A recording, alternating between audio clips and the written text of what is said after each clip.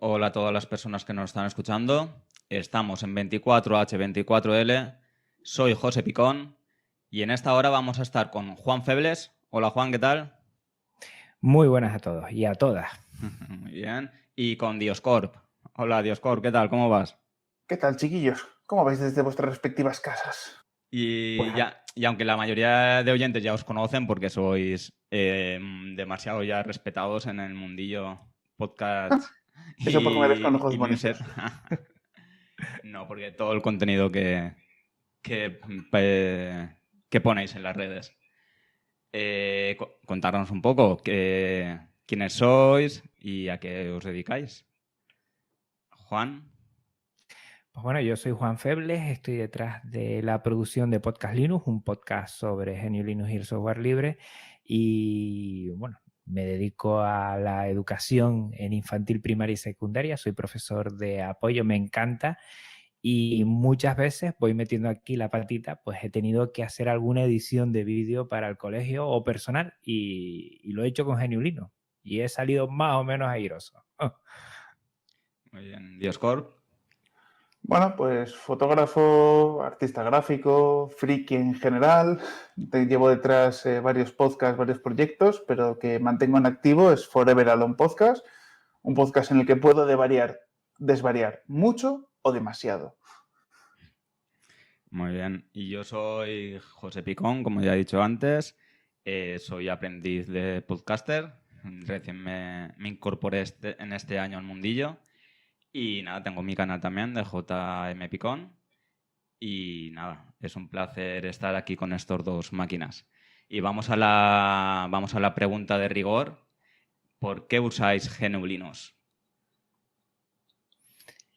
Pues si te Juan. parece, empiezo Sí, yo, José. perfecto. Bueno, a mí siempre tenía la duda, siempre me gusta cacharrear. Creo que los que estamos aquí, mucha de la audiencia que nos oye, le gusta cacharrear.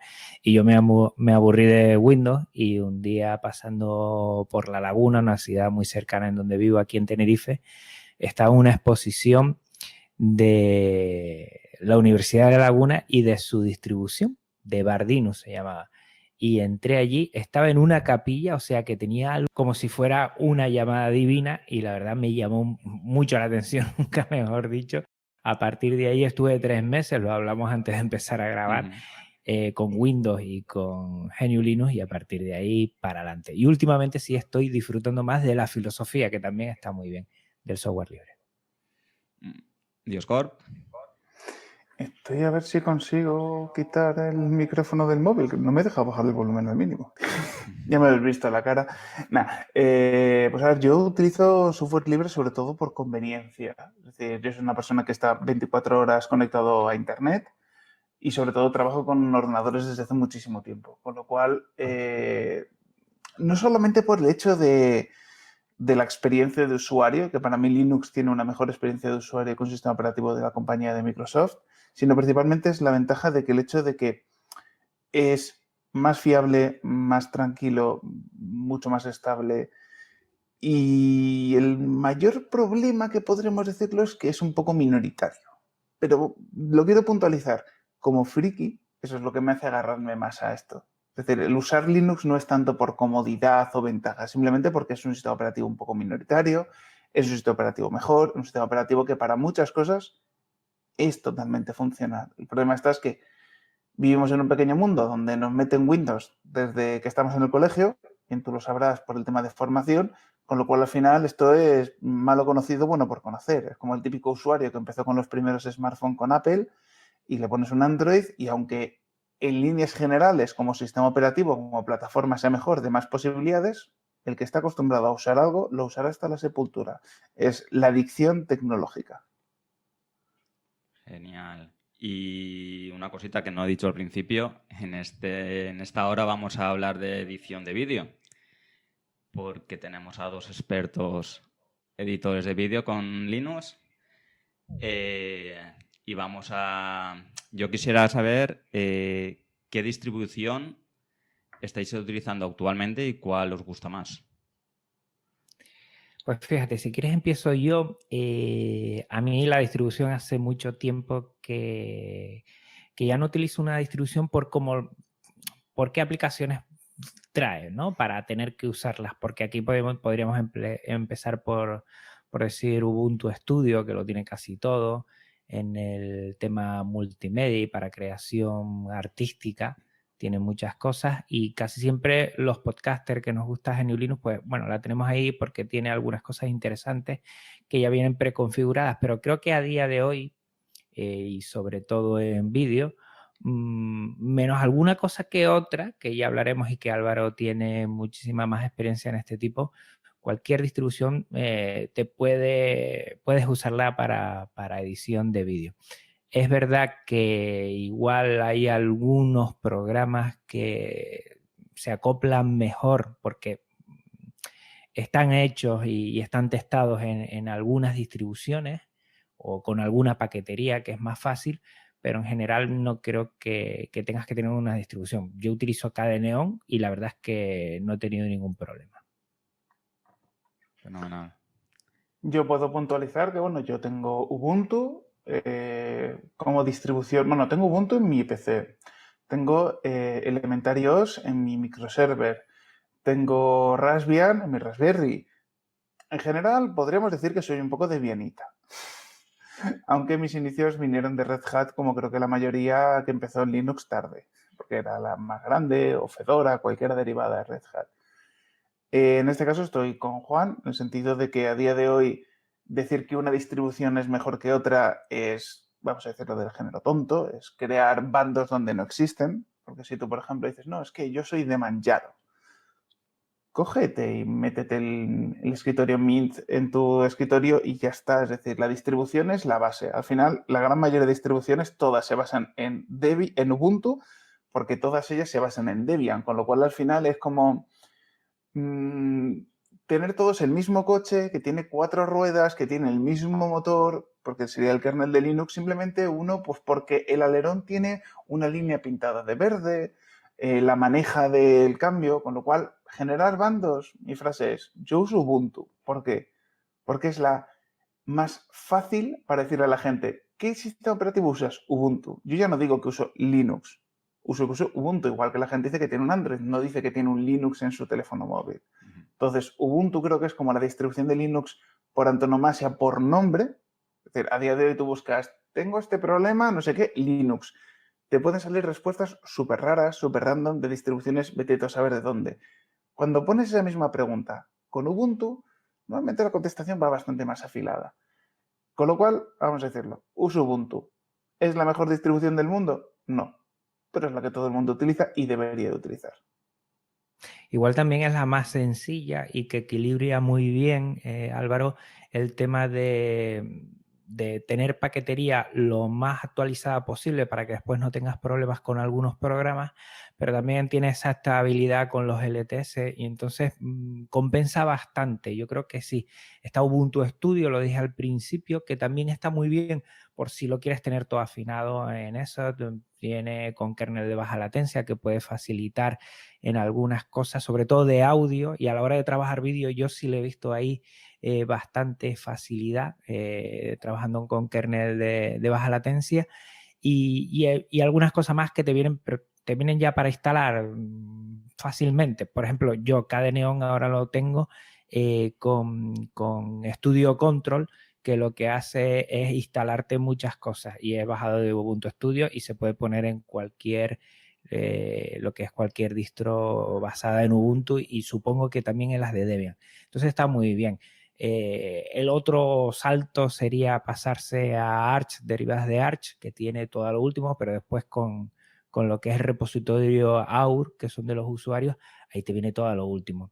Igual si quieres utilizar algún programa muy específico de edición de vídeo que solo sale para paquetería .deb o para Ubuntu y derivadas de Debian, igual puedes tener algún problema con ese tipo de distribuciones, pero bueno, al final siempre hay alguien por ahí que lo empaqueta y nos facilita la vida. O sea que al final yo por lo menos yo he visto una mejora sustancial en estos, yo diría hasta 2 años, ¿no? De 2 años para acá, el vídeo en GNU Linux ha pegado un salto. Todavía le queda camino, todavía tenemos que mejorar muchas cosas para ponerle el entrecomillado de profesional como tenemos, por ejemplo, a la animación 3D en Blender, por ejemplo, pero estamos en el camino, ¿no? Este es el camino, ¿no? Y por ahí vamos y vamos muy bien. Yo la verdad es que estoy sorprendido por cómo se va animando mucho la cosa y ya tenemos resultados a medio plazo que vemos que la cosa anda. Sí, eso es lo Sí, bonito, ¿no? Eso es lo bonito de que la comunidad es grande, cada vez es más grande y van habiendo cambios y mejoras en todas las aplicaciones y distribuciones. aquí sobre todo lo que podemos ver, que es lo que comenta Juan, es el hecho de que Linux, bueno, en general las distribuciones, las aplicaciones para Linux, por fin parece que están poniendo las pilas con la edición de vídeo, cosa que edición de texto se relaciona muchísimos años con OpenOffice, que luego al final derivó en el fork LibreOffice. En ediciones gráficas pues tenemos como Inkscape como el gran abanderado, aunque hay otras tantas aplicaciones muy interesantes. Tenemos Scribo como alternativa a QuarkXPress. En general, a nivel audiovisual tenemos un poquito todo, incluso para luces de espectáculos, control de iluminación robótica, DMX, tenemos Kdelight Plus, que sinceramente está bastante bien. Cierto es que en edición de vídeo, que es para mí el gran handicap que ha tenido Linux, muy grande, porque no es que, es decir, estamos viniendo a tener aplicaciones funcionales de la nada. Es que hace 2 años es que no había nada funcional. Todo decía, no, esta aplicación servirá para eso. Yo las he probado todas y he sido incapaz de montar 2 clips porque eran horriblemente usables. O solo funcionan con un códec propietario, había que transcodificar todo a un formato para luego el editor que hiciera el vídeo y luego volver a transcodificar. Es decir, lo que necesita un usuario normal, el juntar fragmentos de su vídeo grabado con el teléfono móvil, poner una musiquita de fondo para hacer su vídeo, para spamear a su familia de los fragmentos de las vacaciones de verano, pues ahora lo estamos cubriendo. Cierto es que yo creo, y esto es un tanto que voy a dar a DaVinci Resolve, es el hecho de que hace ellos 4 años se empezaron a dar las pilas con dar soporte en Linux a la suite Adobe Resolve y el funcionamiento era excelente. Cierto es que pedía un hardware concreto, en aquel momento tenías que tener tarjetas gráficas dedicadas de NVIDIA o de AMD con el driver propietario para tener aceleración OpenCL o CUDA en el caso de NVIDIA, pero bueno, OpenCL como estándar. Y a día de hoy marcó un referente. Yo, por ejemplo, programas de código abierto, de edición de vídeo, los he probado y para mi uso se quedan muy limitados. Es decir, es como si estás acostumbrado al Photoshop o el Lightroom como herramienta profesional, pues que te pongan un clon de código abierto del Paintbrush. Hombre, sí, puedes hacer un retoque, puedes poner unas letras, pero te va a quedar el trazo muy desigual. DaVinci Resolve funciona en Linux, sí, tiene sus pegas. La versión de Linux con respecto a la versión de Windows, sobre todo la versión gratuita, está bastante más capada. La versión de pago, que aquí yo no recibo ninguna comisión, no hago ninguna promoción, pero bueno, es un precio bastante decente. Funciona muy bien. Cierto es que en caso de usuarios de AMD con drivers de código abierto, es un poco más tiquismiquis porque hay que meter las librerías ROCm, modificar algunos paquetes para que te la encaje el OpenCL de código abierto y no tire del OpenCL privativo. Se puede hacer funcionar. Se espera que DaVinci Resolve 17, que es un salto que quieren dar, utilice las librerías de código abierto por defecto, no como una manera trucada de las de código cerrado. Con lo cual, eso puede ser una mejora enorme para los usuarios del sistema operativo de la manzana, porque podremos tener, vale, sí, una aplicación privativa. Mira, no nos neguemos. ¿Quién de aquí que levante la mano o que diga no, quien no tenga Steam instalado en su distribución Linux? Exacto. Entonces, al final, yo entiendo que el fan de Linux es defensor del código fuente. Digo, mira, a mí el código fuente me parece imprescindible. Es un sistema, es una garantía de seguridad y de fiabilidad y de evitar puertas traperas y de evitar que te estén manipulando. Importante. Pero yo no reviso ese código fuente. Mis conocimientos no llegan a tanto. Me fío de la comunidad, como aquel que dice. Pero al final es como fiarte de tu vecino. Cierto es que en aplicaciones hemos tenido que optar por aplicaciones de código abierto porque ninguna empresa daba soporte a Linux. Incluso Adobe tenía un veto a Linux de manera descomunal. Metió presión para que empresas como CorelDRAW, que en su momento daban soporte a Linux, dejaran de dar soporte a Linux. Es decir, entre comillas, vamos a decir que la gran manzana está un poco detrás de todo eso porque veía peligrar su ecosistema. Y el problema es que, bueno, para una compañía pequeña, entre comillas, porque Blackmagic Design es una empresa pequeña, con productos para mí muy buenos, otros una flipada de precio, pero tiene productos que están muy bien, relación calidad-precio, y tiene un software que en su versión gratuita, en caso de Linux, si te preocupas de hacer 4 cosas, tienes una herramienta de trabajo brutalísima. Si además quieres trabajar de una manera profesional a nivel de corrección de color, un montaje un poquito más elevado, trabajar con 70, 80 pistas de audio simultáneamente, pues para los Foley, los recursos, sonido ambiente, ese tipo de cosas, en un pequeño cortometraje, una producción cinematográfica, no hay limitación aquí, pues es un programa que funciona muy bien. Te limita a usar 4 efectos que te dice, este efecto es de pago. Pero excluyendo eso, es una aplicación más que recomendable. Pero fíjate, Álvaro, que yo sí lo que he visto, primero, que me parece genial. Tú me conoces a mí y yo creo que mucha gente de la que nos oye sabe que yo soy un defensor del software libre sin radicalismo, sin extrañezas. Yo uso Telegram y todos los que usemos Telegram, pues ya estamos usando software privativo y punto, ¿no?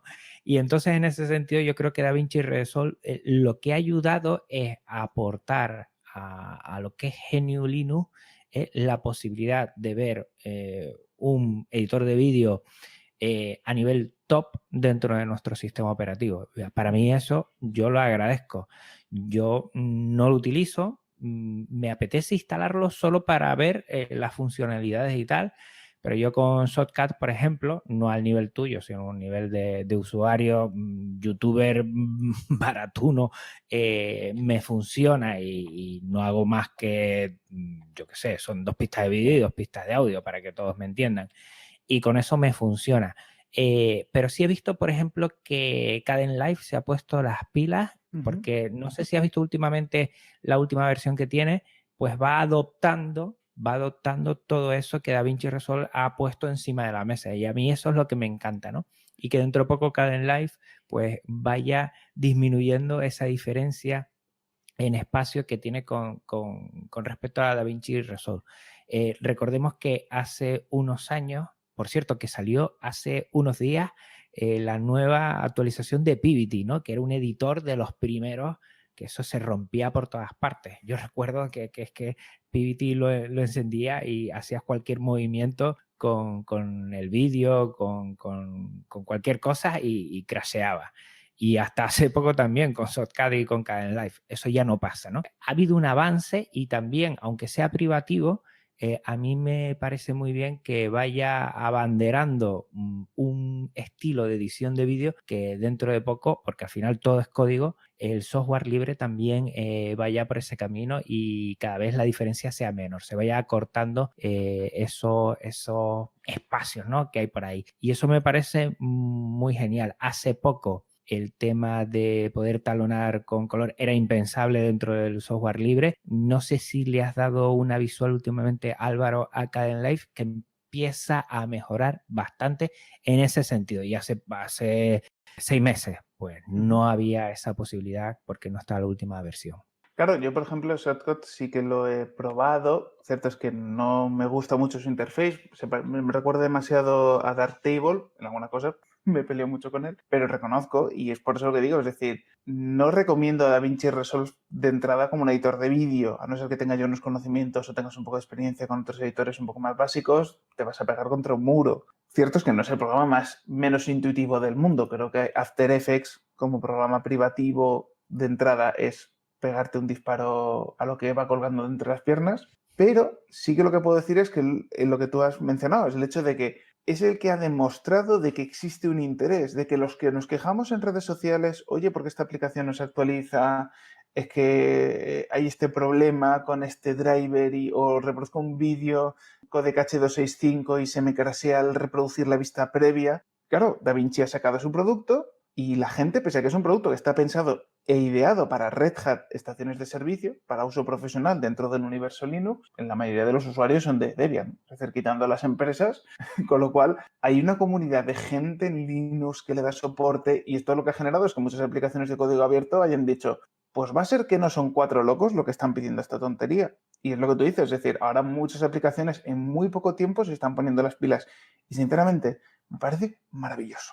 Y en el día a día, vosotros, ¿qué aplicación de diseño de edición de vídeo estáis utilizando? Yo estoy utilizando Shotcut porque en principio es la que me viene bien. Es muy sencilla, no tiene mucha complicación. Para empezar, de entrada, yo creo que es lo más fácil. Además, quería darla a conocer, divulgarla y es multiplataforma, o sea que la gente no tiene por qué estar en GNU Linux para poder utilizarla. Está tanto en Windows como en Mac, como en GNU Linux. Es muy fácil, es una app imagen que a mí dentro de la paquetería no clásica es la que más me gusta. Odio Snap y odio Flatpak, y aquí Álvaro y yo podríamos estar horas y horas hablando de eso porque creo que en algún momento hemos coincidido hablando de esa paquetería, y yo creo que Shotcut, para que quiera empezar a un nivel, para que nos hagamos una idea, nivel inicial medio de YouTube, donde no tengas que tener muchas fuentes ni de vídeo ni de audio, que tengas que mezclar mucho y tal, pues lo puedes hacer perfectamente, la verdad. Y no tienen que estar en Linux, pueden utilizarlo tanto en Mac como en Windows si quieren probar antes de instalarse un GNU Linux. Sí, te voy a poner un ejemplo nada más. Hace años en el colegio teníamos Windows, también había algo en Linux y querían probar algo de vídeo. Las posibilidades gratuitas y de pago que fueran libres había muy poco, que fueran libres había muy poco. Hoy hay una cantidad espectacular para que sea multiplataforma, digo, O sea que en ese sentido está genial. Ha dado un salto, es como lo que ha dicho Álvaro, de 6 meses, un año para acá. El tema de edición de vídeo con software libre y específicamente en GNU Linux ha dado un salto cualitativo que es una pasada. Es ya una posibilidad, una alternativa. No a nivel profesional, aunque después voy a poner un pero y vamos a hablar con Álvaro de eso, pero sí a nivel amateur, medio, pues está fenomenal. Álvaro. Pues yo en un principio he utilizado DaVinci Resolve, todo lo que puedo y más. En el caso de Linux, por utilizar tarjetas gráficas AMD, pues está un poco limitado hasta que salió hace unos 4 o 5 meses un parche de ROCm que hace que funcionara. Usuarios de NVIDIA lo podían utilizar perfectamente y yo, por ser apoyante del open source y utilizar la última versión de Ubuntu, pues estaba limitado.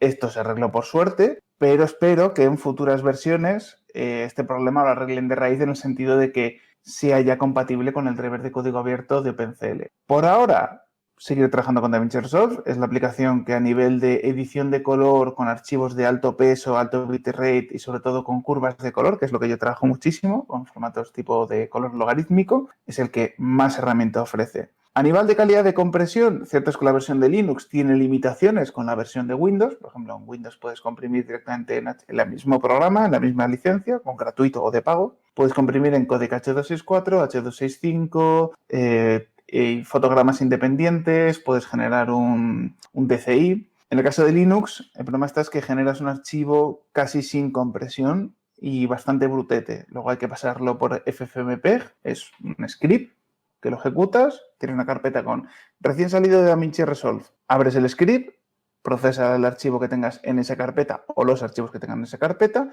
y creas en otra carpeta ya comprimidos en H264 con el bitrate que quieras. ¿Es un problema? Por el tema de que ellos no quieren integrar el códec FFmpeg2 en su encoder, porque de esta manera tendrían que liberar ciertas partes de código abierto de la aplicación y no lo quieren hacer, en su derecho están, pero la versión de pago viene con un encoder de pago que te permite codificar y con Linux no da ningún problema. Con lo cual, en mi caso, en Linux tengo la versión de pago y la versión gratuita, tengo las dos instaladas en paralelo. En el caso de Windows tengo la versión de pago, ya que cuando compras el software una vez te vienen con 2 licencias, 2 activaciones, con lo cual pues una para Windows y otra para Linux. Cierto es que, voy a ser franco, edito más desde Linux, no por imposibilidades, sino simplemente pues porque, bueno, en el ordenador de mi trabajo pues tienen... en su día antes le tenía un disco duro M2 con Linux y le hacía cositas, pero ahora no me dejan. Entonces, pues bueno, en mi casa lo que edito yo para mi canal de YouTube sí que está editado desde Linux. Hace tiempo, y además esta no es la primera vez que hablamos Álvaro y yo de este tema, porque ya en un podcast lo hemos hablado además de vídeo y GNU Linux, y hablamos de la posibilidad de Blender, ¿no? Blender es para hacer animación 3D. Tiene dentro de lo que es el paquete en sí de posibilidades, tiene un editor editor de vídeo dentro. El editor de vídeo es buenísimo.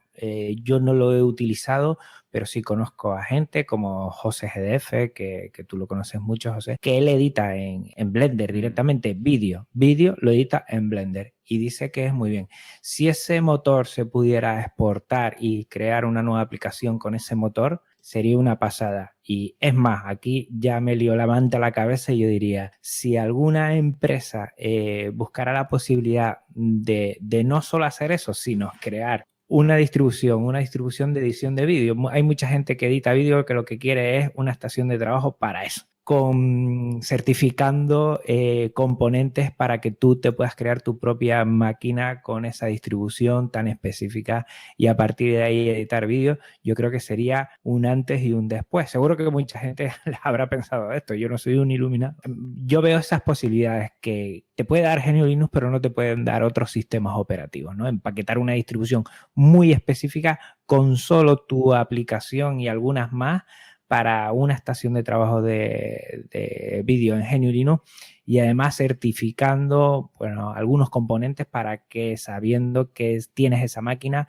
sabiendo que tienes esta distribución con estos paquetes, pues vas a tener una edición de vídeo brutal. Eso a día de hoy no lo puede hacer otro sistema operativo. Y creo que a corto o medio plazo veremos cosas de estas. Yo te digo yo que a bastante más corto plazo de lo que te puedes imaginar. Tengo información.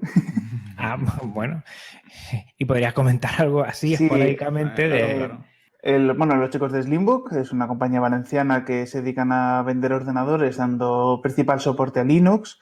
Cuando sacaron los primeros la gama de portátiles con procesadores AMD con una tarjeta gráfica Vega, como sí que esa tarjeta gráfica es más potente que la típica integrada de los Intel, sí que puede mover OpenCL, cosa que las Intel integradas no pueden, al menos a día de hoy, pues yo les comenté el hecho de que intentaran hablar con Blackmagic Design diciendo, oye, mira, nosotros vendemos este portátil, lo vendemos con este sistema operativo, podemos ser partners tuyos, es decir, el que quiera comprarse una licencia la puede comprar en nuestra página web y podemos ofrecer el software, la versión gratuita preinstalada en los ordenadores.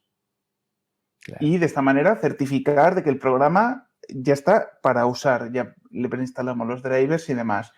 Estuvo en negociaciones, se hicieron comprobaciones de que sí, correctamente, funcionaba una vez salió el parche con lo cual es una cosa que estamos un poco a la espera a ver si realmente Blackmagic Design, digamos que certifica en el sentido de que si tú tienes un Slimbook podrás editar sin ningún tipo de problema. Estamos hablando de un procesador de 8 núcleos, muy potentillo, con un rendimiento gráfico integrado muy bueno en un dispositivo increíblemente compacto. Con lo cual DaVinci Resolve, sobre todo, que es muy CPU dependiente y a más núcleos tengas y más velocidad tengas, más eficiente es una gozada, sinceramente. Es decir, yo, por ejemplo, tengo ahora mismo en mi trabajo un Intel i7 de sexta generación con una 1080. He probado a través de un compañero de aquí de Madrid que tiene uno de los Slimbook de los últimos, en la versión KDE, y la cuestión está es que va igual de bien o más potente, y no es lo mismo un portátil ultra fino que una torre grande con una gráfica que consume sus 200 vatios tranquilamente. Y sin gráfica con gráfica sí, sin gráfica dedicada, iba a decir. Eso es. Realmente DaVinci, en este caso, para utilizar la tarjeta gráfica, utiliza OpenCL, sobre todo para la interface, para acelerar la interface de usuario. Realmente, en la mayoría de algoritmos, códecs de corrección, es CPU. Sí que utiliza la tarjeta gráfica para acelerar, pero no es el 90%, sigue tirando de CPU, con lo cual procesadores modernos con muchos núcleos, 4, 6, 8, 12 nada más, DaVinci Resolve los aprovecha todos los núcleos de la mejor manera posible.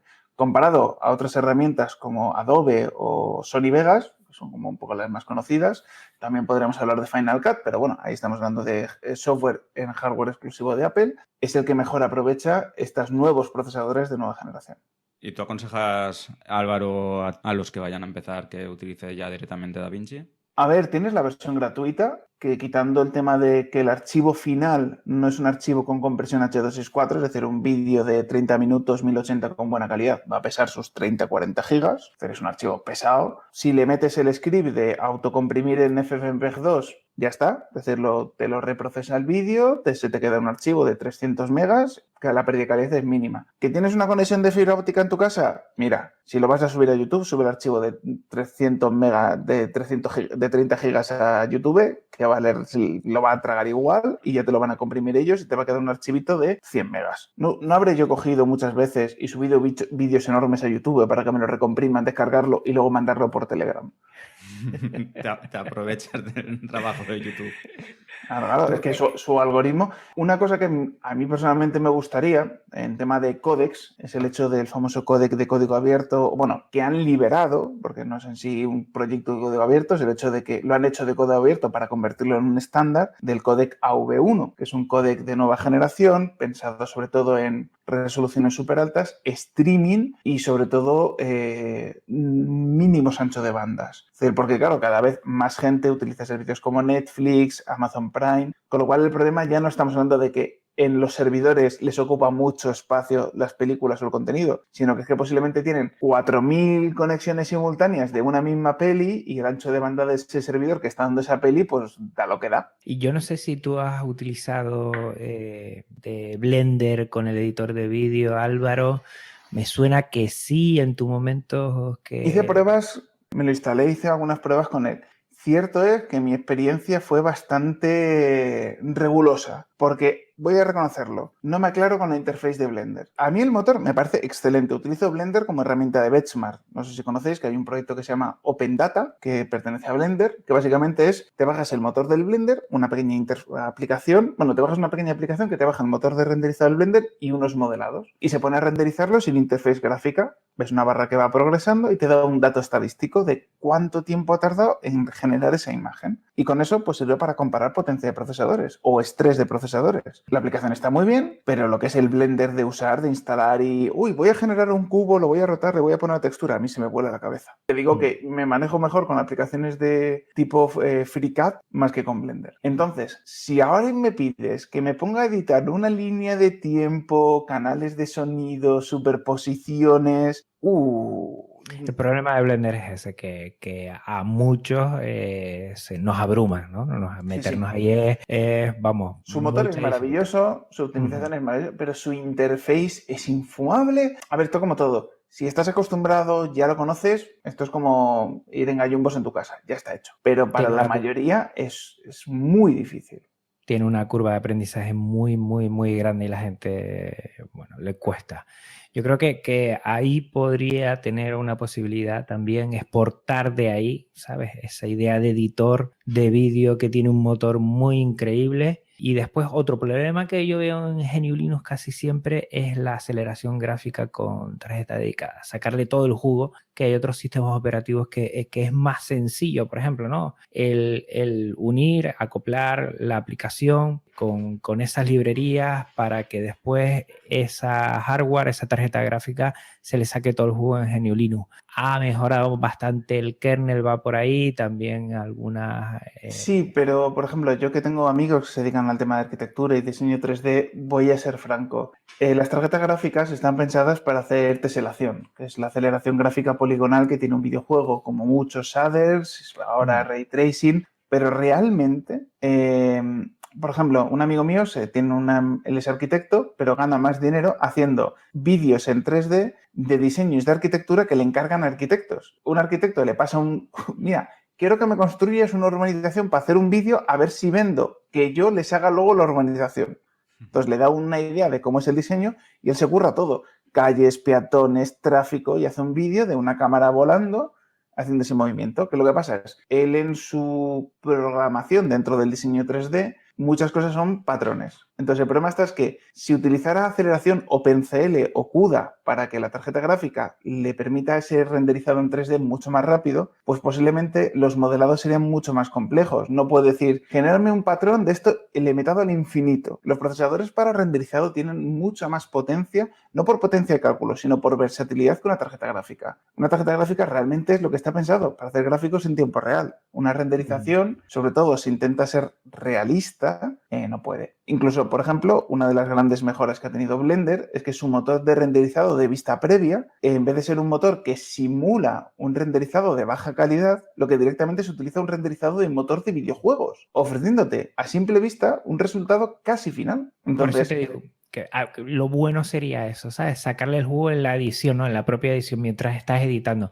A mí, por ejemplo, yo noto mucho que a veces ahí pierdo un poco de tiempo y cuando yo he cambiado al último ordenador que tengo, que tiene tarjeta ya una AMD, una 5500 TX, he ganado, vamos, ese tiempo que después te va a quitar y después a renderizar, pues siempre lo dejamos mientras nos vamos a tomar algo o nos vamos por ahí, siempre lo dejamos que vaya ahí haciendo su trabajo y bueno, los tiempos pueden afectar más o menos, tampoco se gana muchísimo si no hay un cambio espectacular, ¿no? Si no es una máquina muy antigua o muy nueva, ahí en esos tiempos tampoco se gana muchísimo, ¿no? Para decir, oye, pues esto sí y tal.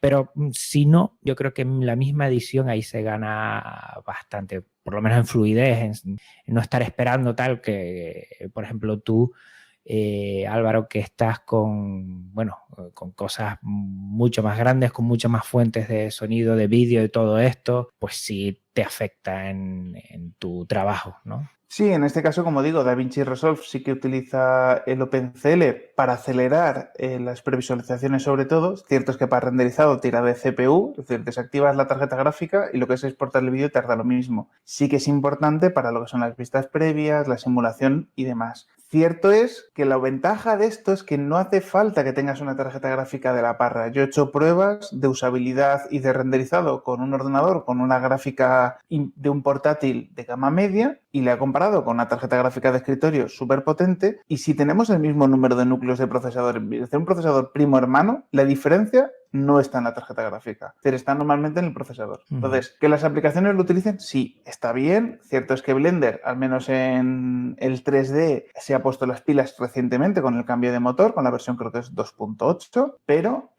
posiblemente la parte de edición de vídeo, pues le faltará todavía que metan ese soporte extra. Por suerte, Blender parece ser que las empresas se están dando cuenta de que es importante y necesario y estudios como Nvidia, Ubisoft, Epic Games y demás, pues están aportando económicamente al proyecto de código abierto y sobre todo dando soporte, es decir, integración que, por ejemplo, tú algo que diseñes en Blender, si se lo quieres, imagínate, pongamos por ejemplo, de que a ti te encarga un diseñador de videojuegos que le hagas un modelado en 3D de un personaje que haga X cosa. Bien, pues tú lo puedes hacer con Blender y se lo entregas al cliente directamente desde Blender y los nuevos motores gráficos lo soportan. Pero estos motores gráficos lo soportan porque estas empresas pagan y dan soporte a la compañía para que siga trabajando porque ven que les interesa.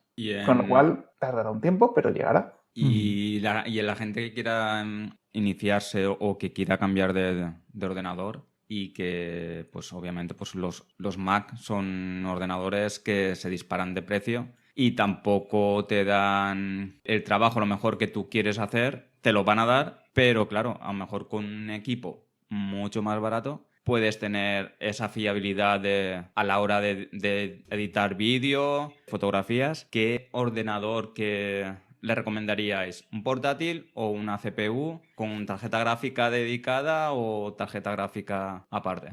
Pues yo voy a empezar y después Álvaro seguro que tiene más experiencia y lo que diga él me fío más que de mí mismo.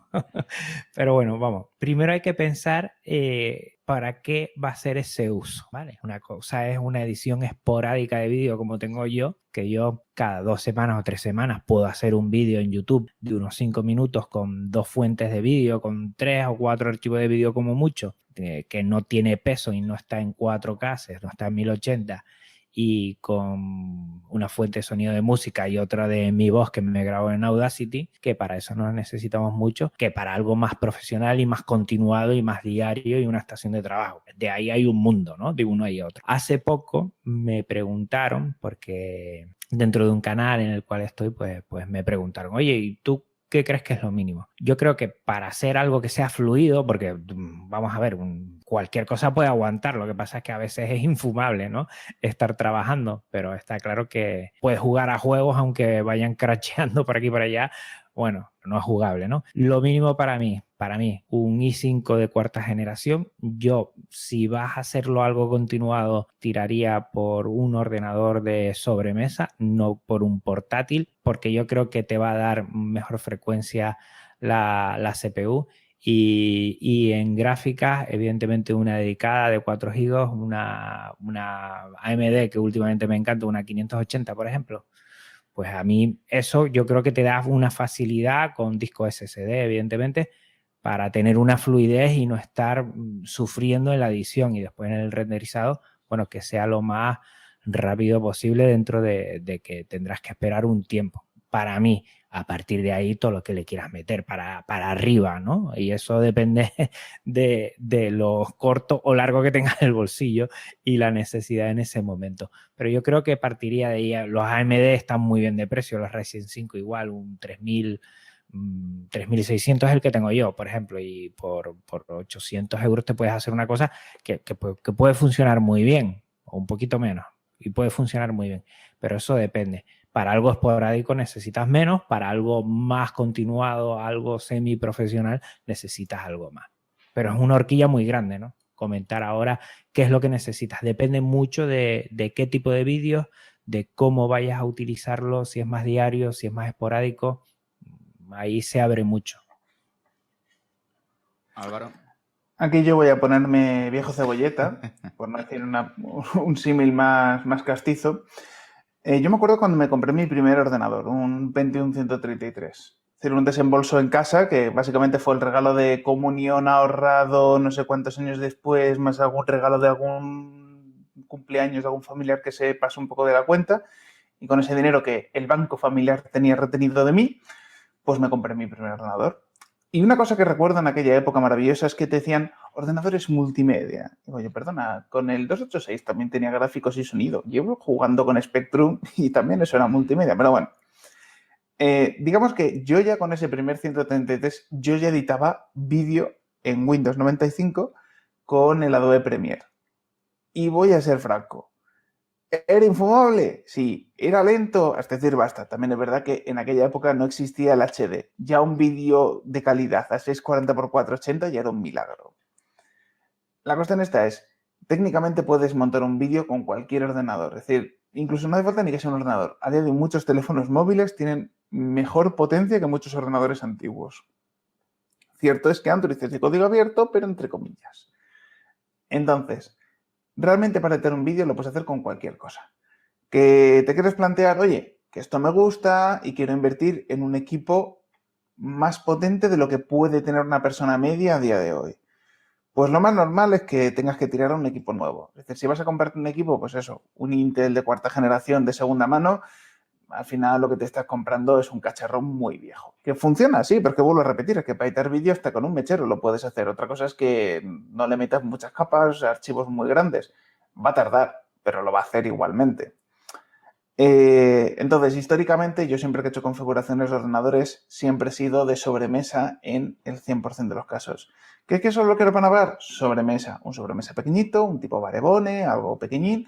Pero para mí, la comodidad de ratón, teclado completo, una pantalla que la puedo levantar, inclinar a la altura, no tener que estar como acuclillado sobre un teclado pequeñito, que lo único bueno que tiene un portátil es que el teclado tiene radiador integrado, que en invierno es una comodidad en en regiones como León, que hace frío, pues nunca en ninguno de los casos he recomendado un portátil. Ni que fuera gamer, ni que fuera súper potente, porque siempre los procesadores de portátil, al mismo coste que su equivalente de sobremesa, eran infinitamente peores. Es decir, un tercio de la potencia por el mismo dinero. Era algo que me parecía infumable. Y que la gente que lo compraba decía, es que es más cómodo porque lo tienes todo en un solo aparato. Digo yo, tú eres tonto. Tú no te compras una televisión 4K para jugar a los juegos de la aplicación que te viene en la tienda de la tele. Tú te compras una PlayStation, una consola. ¿Por qué tienes que, con la informática, hacer al revés? No, con lo que me dé la tele. No tiene nada que ver. Pero, voy a ser franco, los Ryzen 4000, que son estos procesadores de arquitectura Zen 2 sacados en versión de portátil, han cambiado el paradigma de una manera brutal. Me pongo, por ejemplo, el procesador que tiene Fran, que es un procesador de gama media de escritorio.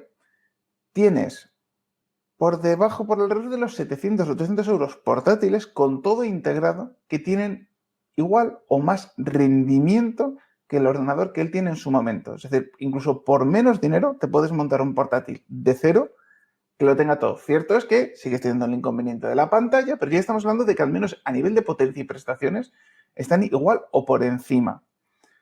Cierto es que han salido ahora los nuevos Ryzen 5000 de escritorio que superan a los 4000 de portátil, pero estamos hablando que siguen siendo un dispositivo portátil. Entonces, mi filosofía es, entre un Ryzen 4000 de escritorio o cualquier otro combinante un Ryzen 4000 de portátil comparado a un escritorio, la pregunta que yo siempre digo es, ¿cuánto tiempo te vais a llevar el portátil fuera de la mesa de tu casa? Es decir, si me dices, no, yo es que saco el portátil una vez a la semana, cómprate un sobremesa. Porque para usarlo un día a la semana, para eso ni lo uses. Tenlo en tu escritorio, será más potente, lo podrás actualizar, su esperanza de vida será mucho más larga y podrá aguantar mucho más tralla. Y el día de mañana, con una inversión pequeña, lo puedes mejorar y actualizar. Cosa que un portátil, no. Pero cierto es, si como yo tienes un sobremesa, pero también tienes que trabajar fuera a menudo, tienes que hacer trabajos de edición en movilidad, pues vamos a recomendar que estos nuevos portátiles Ryzen, aquí podemos tener a los chicos de Slimbook con este modelo de KD, a ver qué pasa con el nuevo Pro, que están sin stock desde hace ya bastante tiempo, y los nuevos que van a ir llegando. Tenemos realmente un dispositivo que dice, mira, no pierdo nada que me da un portátil, porque al final una tele puedes conectarla a una televisión externa, quien no tiene una televisión 1080 HDMI, y el teclado y el ratón, pues bueno, te coges un ratón inalámbrico o uno con cable y usas el teclado del portátil y mira, pues mira, tienes el radiador incluido. Porque al menos la potencia es la misma que la de escritorio. Las diferencias son casi mínimas. Sí, también yo quería añadir el tema del disco duro, que, hombre, de estado sólido y si puede ser de los últimos, los M2, los NMVe, que van muy bien, que vamos, ahí se puede trabajar como parte de disco duro, de SSD almacenamiento de trabajo muy bien. Después ya puedes tirar lo que quieras al disco mecánico, cuando ya puedes a un segundo disco duro, pero eso también facilita muchísimo, muchísimo el trabajo. Eso es lo que vosotros soléis tener el SSD y luego para almacenar. ¿Algo más? Que nos hemos quedado en silencio todos. No, estamos. No, yo creo que es lo que has dicho tú. O sea, para empezar a editar en vídeo en GNU Linux, pues igual lo que tienes esporádicamente te puede servir. Ahora, si quieres darle una mayor continuidad, si quieres empezar a trabajar con muchos elementos, ficheros en 2K, 4K y todo esto, vas a tener, como tú has dicho bien, Álvaro, que comprarte algo nuevo. Yo tiraría por un Ryzen 5 3600 y una tarjeta AMD dedicada de la 580, por ejemplo, y por ahí ya puedes empezar a hacer algo. Un buen disco duro SSD M2, que dije antes, y con eso ya puedes hacer algo. Y Sí, si pero va a ser algo esporádico, lo que tengas seguro que te va a funcionar con mayor o menor precisión, pero te va a funcionar. bueno, en precisión va a ser la misma, el resultado será final. Otra cosa que tarde lo suyo en exportar, porque el disco duro sea mecánico y entre que le escribe se va a eternizar. Pero es que, por ejemplo, en la configuración que tú has dicho de sobremesa con respecto a los nuevos Slimbook, por seguir poniendo el mismo ejemplo, de empresa de confianza, es que la diferencia de precio es 200 euros para arriba y para abajo y la potencia es la misma. Cierto es que a nivel de tarjeta gráfica no es lo mismo una tarjeta gráfica dedicada para una integrada, pero como bien he dicho o intento explicar, en edición de vídeo, con que tengas un mínimo que añada ciertas funciones, la aceleración ya la notas. El tener una gama más potente no es un plus, es cubrir ese mínimo de aceleración. Es lo que te da ese gran salto. Con lo cual, digo, si puede ser un sobremesa porque no tienes que sacarle a casa, siempre va a ser mejor un sobremesa. Va a ser más silencioso, va a dar menos problemas, le podrás meter más tralla, lo podrás ampliar con sistemas de almacenamiento paralelo. Pero a día de hoy, los procesadores, los Slimbook o los Ryzen 4000, es que están muy bien y Si eres un aventurero y no te importa comprar marcas raras, pues por AliExpress puedes encontrarte portátiles de 700 euros que tienen este procesador. Sí, la pantalla no será de tan buena calidad, la construcción será de plástico en vez de magnesio o aluminio, pero el procesador es el mismo, con lo cual la potencia es cuasi la misma. Otra cosa es lo rápido o que envejezca o no ese dispositivo. Y dentro de la hora de trabajar, los SSD son más rápidos, pero claro, la fiabilidad de los discos duros mecánicos son superiores. ¿Cómo trabajar? No. Eso ha cambiado totalmente ya hace años. Hombre. Sí. Pero Sí. ¿vosotros trabajáis con disco duro externo mecánico? Y si es externo, peor todavía. Los puertos USB son un coladero de problemas. A ver. Yo es que ya defender el SSD a día de hoy me parece casi hasta anacrónico. Es decir, el que tiene un disco duro mecánico es porque ya lo tiene hace 6-7 años. Es decir, todos los últimos ordenadores de hace 6-7 años mínimo te vienen con un SSD tipo SATA. Que es lo típico yo me acuerdo me venía un cliente con un portátil viejo y me decía, es que el portátil va muy lento. Le abro el ordenador con Windows, evidentemente. ¿Qué navegador usa? Internet Explorer. Abro Internet Explorer, veo que el 60% del campo de visión del navegador son barras de publicidad y es como en plan de... Gracias, brillante, maravilloso. Yo que le digo, mira, 150 euros, le meto un SSD de 256, le mando el sistema operativo a freír gárgaras, le pongo Chrome, le pongo 4 o 5 aplicaciones y el cliente sale diciendo, este ordenador es nuevo, que le has hecho, va rapidísimo. Entonces, claro, para mí defender a día de hoy un SSD me parece una tontería porque quien no lo tenga es que sinceramente no sabe lo que es la vida. Coges el mismo ordenador que tienes, le cambias un SSD, en lo que tardan en abrir las aplicaciones, en lo que tardan en abrir los archivos, el antivirus, que muchas veces muchos usuarios lo tienen desactivado porque hace que el ordenador sea más lento, ni lo notas. Hasta el ruido del ordenador cambia. No, hombre, sobre todo porque el tema de la transferencia ya es algo abismal. Parece que le ha metido un nuevo CPU, parece, ¿sabes? Es otro ordenador. Y en edición de vídeo yo diría que es necesario, por lo menos que el SSD de almacenamiento, siempre digo disco duro, el almacenamiento del sistema operativo donde vayas a trabajar la edición de vídeo tiene que ser el mínimo SSD y si puede ser M2 NVMe, que son los últimos que están muy bien de precio ya. De 250 gigas te puede costar menos de 50 euros y yo creo que eso ha bajado un montón. Por 30 euros los tienes. No, pero es que te pongo un ejemplo. Los de 1 tera ya están por 70 pavos. Sí. Es que ha bajado tanto que ya ese segundo, ahora sí, disco duro que solemos tener todos, ya dentro de poco lo vamos a jubilar y ya va a venir. Y entonces la transferencia que tienes, que es lo que te va a demandar muchas veces a la hora de pasar pues, a un sitio a otro, a la hora de renderizar también, ahí se nota algo, puede ser hasta un cuello de botella si ese disco duro es mecánico. Pues es impensable, yo creo, la edición en 2020, la edición de vida de hoy, sin pensar en un SSD. Eso de el cuello de botella, esa frase maldita que la gente me dice, esta configuración da cuello de botella. Vamos a ver. Por ejemplo, incluso pongamos el caso de que dices, mira, yo tengo un ordenador muy pequeñito y es que, mira, sí, es un netbook potente, pero es que solo tengo la opción de tener un disco duro pequeño dentro. Perfecto. A día de hoy, lo que te digo en este caso, tienes en AliExpress, que posiblemente no sean los mejores discos del mundo, son discos de manufactura china, tienes de 1 terabyte por menos de 100 euros que van con conexión USB 3.1, es decir, USB tipo C.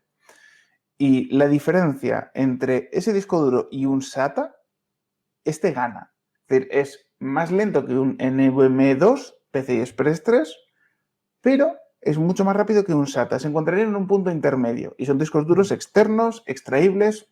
Son como 5 veces de grande un pendrive, pero estamos hablando de que tienes 1 terabyte. Y que es un disco duro estado sólido, que se te puede caer, se te puede mojar, le puedes pisar, que mientras no partas la carcasa, no le haces nada. Con lo cual, a día de hoy, estos pendrive tochos, yo por ejemplo, por mi trabajo, cuando vengo a Madrid, yo ahora mismo estoy en Madrid, vengo, grabo, me llevo 300, 400 gigas de contenido grabado en bruto, es decir, RAW, por decirlo de alguna manera, en formato vídeo. Y es que ya directamente ni lo exporto a mi ordenador para editarlo. Lo abro y lo edito desde el propio disco duro M2. Uno de los Entonces, hándicaps más grandes de la edición de vídeo es eso, el almacenamiento. Y si estamos hablando de trabajo con 2K, 4K, como está diciendo ya Álvaro, es que vas a necesitar mucho, mucho almacenamiento. Y a día de hoy se está abaratando mucho los precios, pero es verdad que igual un portátil, por eso lo decía Álvaro también, igual un portátil en algunos momentos se te puede quedar pequeño, ¿no? Sabemos que el almacenamiento puede ser pequeño. Hay portátiles que sí se le puede poner una segunda unidad de almacenamiento y tal. No, es más fácil asistir a los de sobremesa con más almacenamiento, es más sencillo. Pero es así, es también otro hándicap que hay que tener en cuenta, el tema del almacenamiento. Tú estás con 4K ya, Álvaro, todo, ¿no? sí, 4K, 10 bits, es decir, estoy más o menos a una tasa de 150 megabits por segundo, es decir, que eso habría que dividirlo entre 8 para saber cuántos megabytes estoy consumiendo, que creo que alrededor son unos 35 megabytes por segundo. Con lo cual, imaginaros que cada clip que yo grabo son 30 minutos y en un día de rodaje puedo grabar 15 clips de este tipo, imaginaros que las tarjetas de 128 gigas vuelan. Tienes que estar bien surtido, ¿no? Tengo 5 de 128 por rodaje y tengo una de 512 que me costó un dineral, que la tengo para hacer backup en el caso de que tenga que conectarla al portátil y transferirla. Y es porque mi portátil, pues hombre, es un poco antiguo, tengo un ThinkPad y no aprovecha todos los pines de transferencia de alta velocidad, aunque el disco duro interno es rápido, pero el puerto USB da lo que da, es un USB 2.0, con lo cual a veces tarda mucho. Por eso pongo el ejemplo de que estos discos duros que son discos M2 en una carcasa que te da una conexión USB tipo C, es que merecen tanto la pena porque directamente puedes copiarlo ahí, tenerlo ahí, transportarlo ahí, editarlo ahí, generar el proyecto exportado ahí, porque por ancho de banda te sobra, y ya, es decir, no tienes que andar ni copiándolo al ordenador. Sí que el tener un disco duro SSD en el ordenador es importante para que las aplicaciones carguen rápido, las previsualizaciones y los archivos temporales funcionen a la primera, pero si andamos limitados o trabajamos en movilidad, estos discos duros son una gozada. Cierto es que, iba a decir que no es lo mismo, vuelvo a repetir, yo tengo uno de la marca Kingston, de los HyperX, tengo otro de la marca Segate, que es de 2 terabytes, que costó muchísimo dinero, y yo, por ejemplo, me acaba de llegar uno de 1 terabyte de una marca random china, que lo estoy probando y por ahora funciona bien. Cierto es que todo disco duro de estado sólido tienen una cierta degradación con el tiempo. En el primero que tengo, en el más antiguo, la degradación ha sido de un 5%. En el otro disco duro, que tiene la mitad de tiempo, por ahora no se aprecia la degradación. También estamos hablando que es un disco duro premium, no es un disco duro profesional. Y de este, pues bueno, tengo ganas de ir metiéndole chicha, metiéndole muchos archivos, lectura simultánea de muchos archivos separados, a ver cuánto tiempo tarda en degradarse. Si se degrada el doble de rápido que el disco duro más antiguo M2 que tengo, es decir, que me da una vida útil excelente, es decir, del 80% de rendimiento, de 2 años, por el precio, compensa. Al menos en mi caso. Muchas gracias a los dos. Ya llevamos 1 hora. Se me ha pasado muy rápido, habrá que mirar el tiempo. Muchas gracias a los dos. Y quiero decir una cosa que ya la ha dicho varias veces Álvaro. Aquí en España tenemos la fortuna de tener 2 grandes empresas de ordenadores. Una es Slimbook y la otra es Van. Que antes de comprarse un ordenador, por favor que entren en las páginas web de cada compañía, que tienen unos ordenadores de primera clase y unos grandes precios. Y la venta y la postventa son geniales. O sea que animaros a, en vez de compraros un Asus, un Dell, un ThinkPad, por favor entrad ahí que os van a sorprender. Solo despedirme, daros las gracias a Álvaro y a Juan. Y a los oyentes, que en 24H24L van a estar los podcasts también subidos en la página web de 24h24l.org. Vais a tener todo el contenido y seguir disfrutando de todos los audios y nos vemos en el próximo programa. Chicos, ¿queréis decir algo? ¿Despediros? Nada, como siempre, un placer estar aquí y Álvaro, eres grande, muy grande, tío. Me encanta estar en los podcasts contigo. Son 120 kilos de mucho carisma. sabe que no es esa lo que quiero decir yo, lo sabe bien. Sí, del otro voy pequeño, no te preocupes. La verdad. Muchas gracias a todos los que habéis escuchado. Si alguien no me conoce, porque dentro de lo que cabe soy ese podcaster políticamente incorrecto, puedes encontrarme en Forever Alone Podcast, igual que a mi compañero en Podcast Linux, y simplemente es disfrutar con el software que podáis, disfrutar de la mejor manera posible y no os limitéis por. Ha sido un placer con estos dos monstruos. La verdad es que dejan poco hablar a uno. Tienen demasiado habla, pero es muy fácil hacer una entrevista a ellos. Muchas gracias a todos y ha sido un placer.